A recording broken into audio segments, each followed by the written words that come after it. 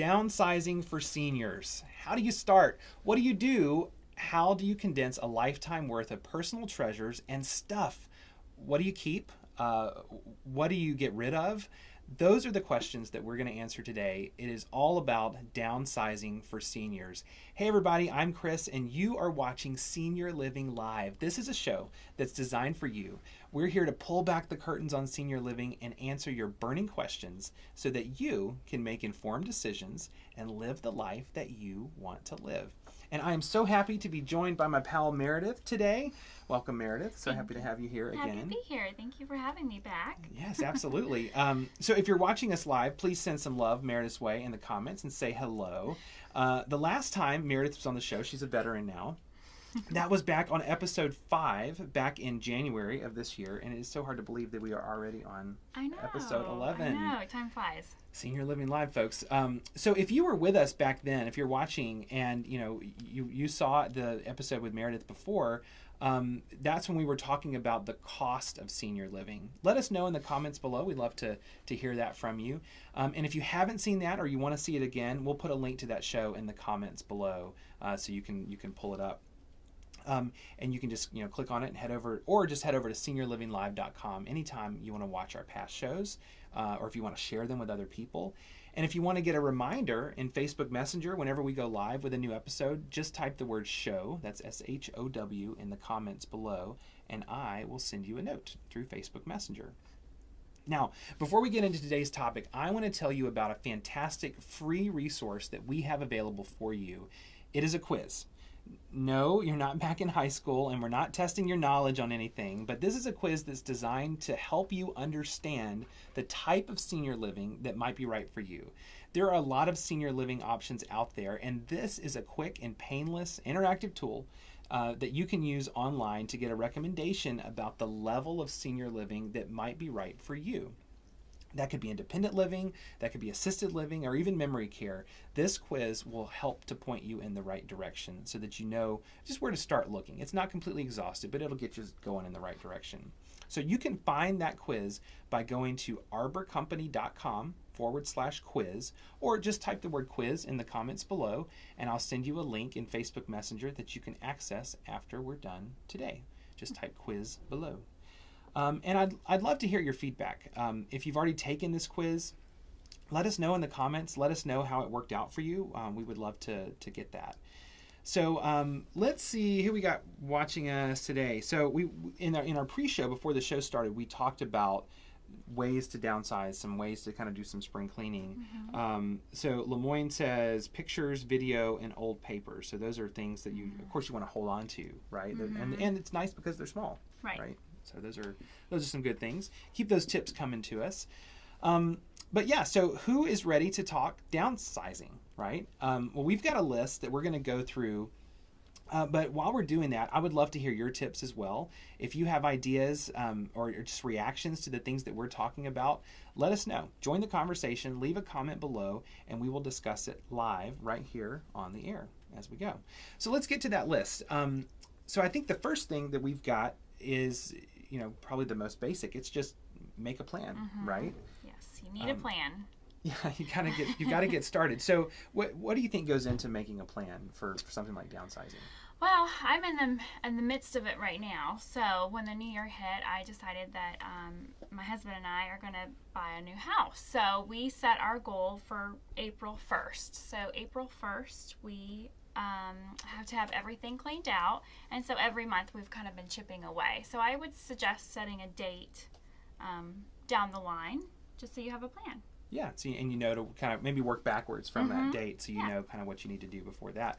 And I think set some goals for that. What do you want to have done, obviously by the date, but what are the goals for done? Do you want to get rid of everything? You want to just get rid of some things? Right.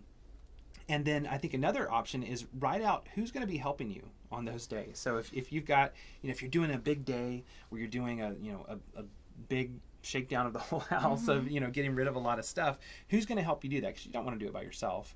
And I think that's when you find who your true friends are, is who will help you move. Who you help you move. That's always been the life lesson. Move or take you to the airport. Yes, real friends show up on moving day. That is for sure. That is right.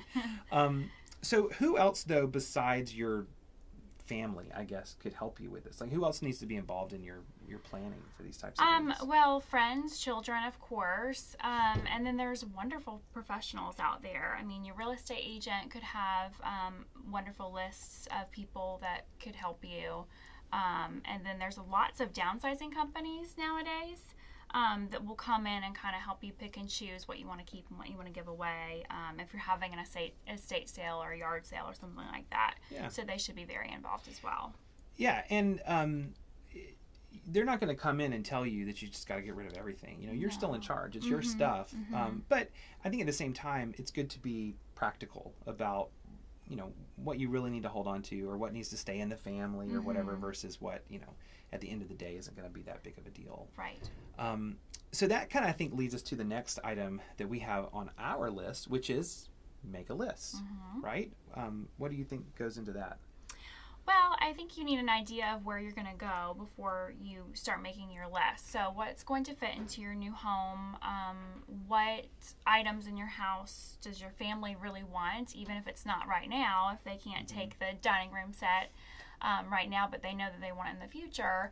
Just kind of making a list of where things are going to go as you're moving and as you're downsizing. Yeah, so maybe make a list. You know, you've got columns or separate pages or something that's got like, these are the things that I've got to keep with me.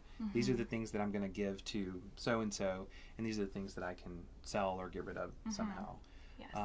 And I think too, you know, once you've had a chance to go through everything that you have, that, you know, is stuff that you're going to, you know, keep yourself or give to someone else in your family. There are options out there for companies or, you know, individuals to come in and just sort of buy the lot. Yes, tons of options. Yeah. Consignment sale, real estate people, you know, Salvation Army if you wanted to donate. So there's just tons of resources out there to help you decide for all those things. Yeah.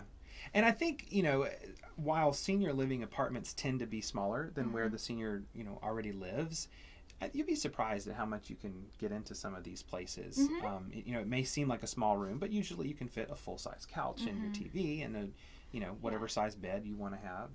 And most of the time, you know, seniors, even though they have a large house, you might be really only living in 2 or 3 rooms. So the stuff that is important to you and that you're using every day should fit into your new senior living apartment or condo if you're not ready to make that move yet. Yeah, absolutely. And I think as part of this list making process, figure out what's important to you and what isn't. And we've kind of talked about that a little bit, but I think the big key is don't pay to move something that isn't important to you. I mean, just why move this unimportant thing around to 3 different locations? Right. If it's cluttering up your house now, why would you want it to clutter up your new house? Yeah. Not to say that your things are clutter, but you have to, you know, we all sort of accumulate. If you don't care about it, over the years. Yeah. And, you know, how many pairs of whatever it is, you know, pants or shoes or whatever do you actually need? And it's amazing how quickly you accumulate things. I mean, I've only been in my home for 3 years, and when we moved in, most of the rooms and closets were empty, and now they're like overflowing, and it's only been 3 years. So stuff you gotta really stay on top of it, right? You do. So, you know, imagine if you were in that house for 30 or 40 years. And it just is, it's a normal. Yeah. So I think, so the next step is, as you're planning your move-in process of wherever you're going to be going next, go there and take a look at it. Maybe take some pictures and just sort of, you know, take a moment to breathe. Sit in the middle of that room, you know, even if there's nothing in there, no furniture or anything, just sort of kind of take a moment and visualize your things, your favorite things in that room. Where are you going to put that shelf? Where are you going to put that couch? And of course you can bring a tape measure and all of that kind of stuff, but figure out, you know, what you feel like you need on a daily basis, right? Yeah, and even if you're not at that point yet, I think, you know, it's good to get out there and see what is available. If you don't know where you're going to move next, but you know that you need to start the process of downsizing and decluttering and organizing for that time, just visit different, you know, communities, or if you're not ready for that, apartments and condos, just to get an idea of the space that will be available in the communities that you may or may not want to live in. Yeah, I think that is that's a big component of it. And if you have something, I think a couch is a good example. I mean, everyone sort of needs a couch in their living room. Maybe your couch is too big, or you don't. Maybe as you think about this, you realize you don't even really like it that much. Or you don't even use it. You just use your chair, Yeah, so kind of figure out in your new place that may be an opportunity to go and get a new couch, or to, trade with someone in your family and shuffle things around. We actually just traded couches with my mom somehow. I mean, she used it for something else, our old one, but we got their old couch, and nice. So we actually, better? So it was actually, this is totally unrelated, but it was funny because we, I just imagine like what the neighbors were thinking, because my dad pulled up with this van and we carried a beige couch into our house, and then a few minutes later we carried a beige couch out of our house, and just from the distance it probably looked exactly the same. I guess they didn't like that couch. I know, and then off he drove. So, there you go. So let's talk about getting rid of those unwanted items, like a couch that you don't like necessarily. What are some ways that people can do that? There's tons of ways. So what I'm currently doing is, for my spring cleaning, I'm going through every closet, and then my garage is actually piling up with just trash bags full of things that I no longer want, or furniture items that I no longer want. And I've already scheduled a date for a month away for the Salvation Army to come, and they'll just take it all. So I don't have to take it anywhere. They come with their truck, they pick it up, and then it's gone. And it's as easy as that. And so many companies do that. I know the Salvation Army, I think Goodwill will come pick it up. The Kidney Foundation here in Vietnam Georgia. Veterans, I know. Yeah, there's chances are if there's a charity that you like, they have some type of program where they'll pick things up, or you can drop things off, and all of that kind of stuff.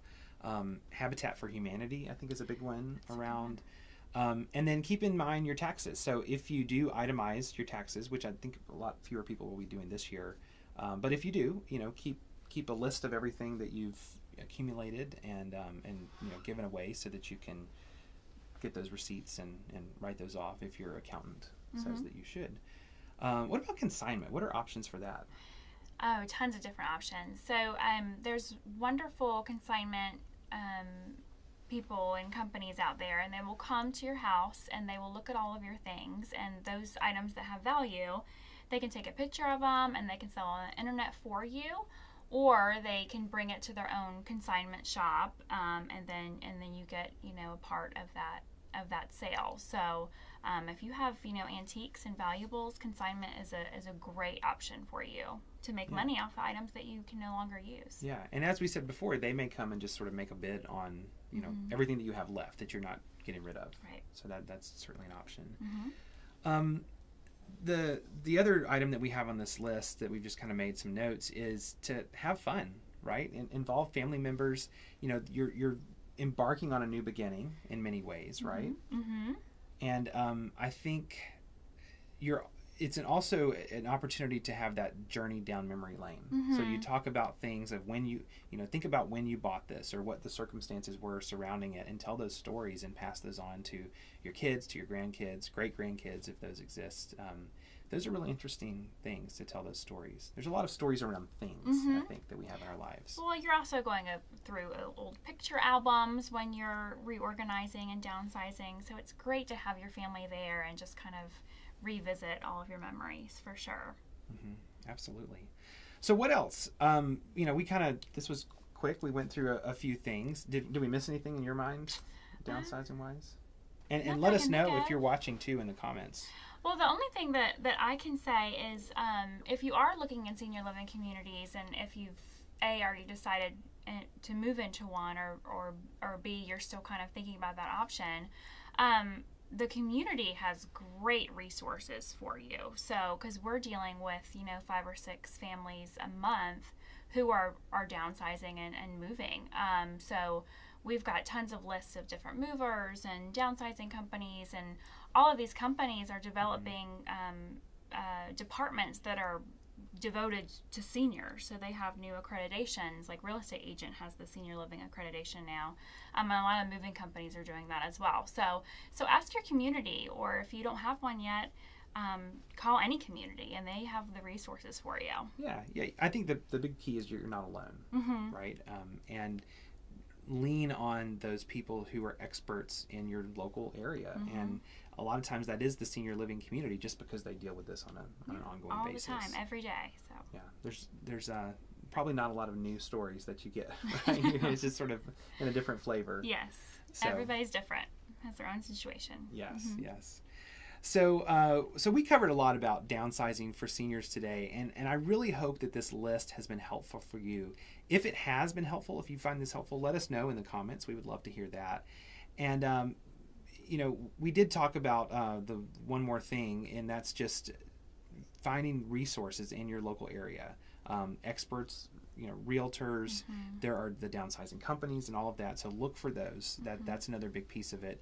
Whether you do it alone or not, I think it's a good idea to talk to some of those companies and see what's out there.